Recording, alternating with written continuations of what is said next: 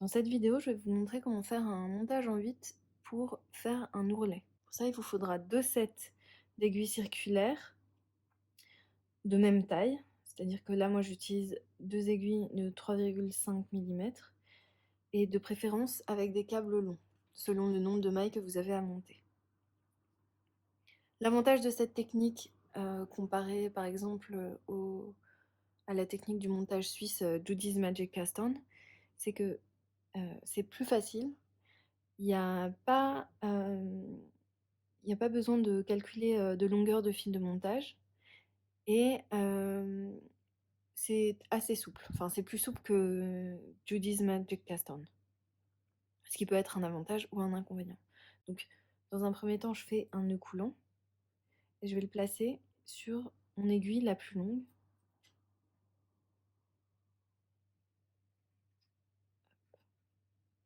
Cette aiguille, je vais la placer devant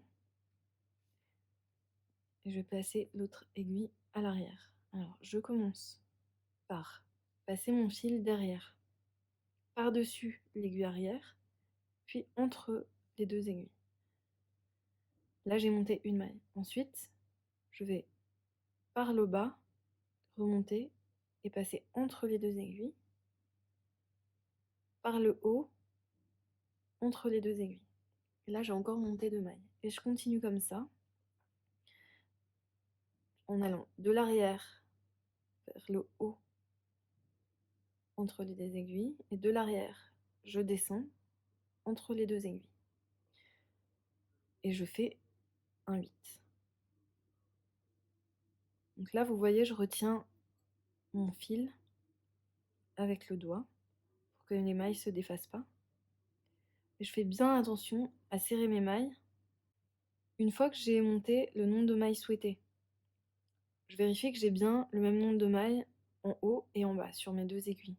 Comme j'ai monté mon nœud coulant sur l'aiguille du bas, ma dernière maille montée, ce sera sur l'autre aiguille, sur l'aiguille du haut. Ensuite, là, pour faire ma doublure, moi j'ai envie de commencer par un rang tricoté à l'envers. C'est pas forcément le cas dans tous les patrons, mais moi, dans mon cas, c'est un rang. Je commence par un rang envers. Donc, dans un premier temps, ce que je vais faire, c'est que je vais faire glisser les mailles arrière, celles où il y a la dernière main montée, le long de l'aiguille, pour les mettre sur le câble. Je fais bien attention de retenir le fil pour que ma dernière maille ne se défasse pas. Ensuite, je vais pivoter mes 2 aiguilles pour avoir le câble vers le bas et pour avoir mon fil vers l'avant. Je vais prendre mon autre aiguille, l'autre aiguille qui se trouve à l'extrémité du câble de l'aiguille où sont les mailles.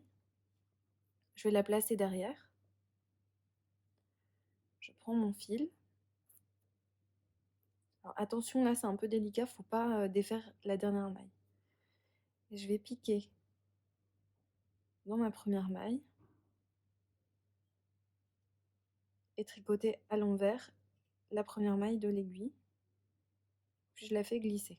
Quand vous faites votre première maille, qu'elle soit endroit ou envers, vérifiez bien que vous avez toujours votre maille sur le câble.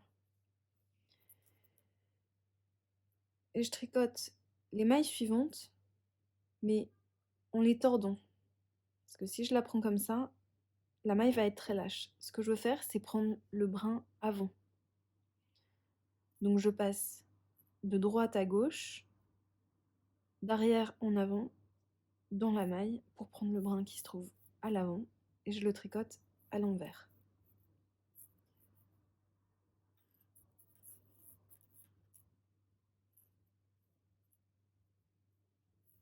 Faut pas que tout se défasse, donc tenez bien votre ouvrage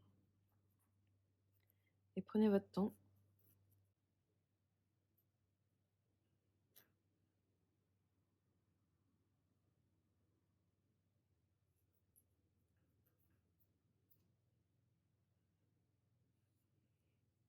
Voilà, j'ai tricoté toutes mes mailles et je retourne l'ouvrage et j'ai mon premier rang de mailles.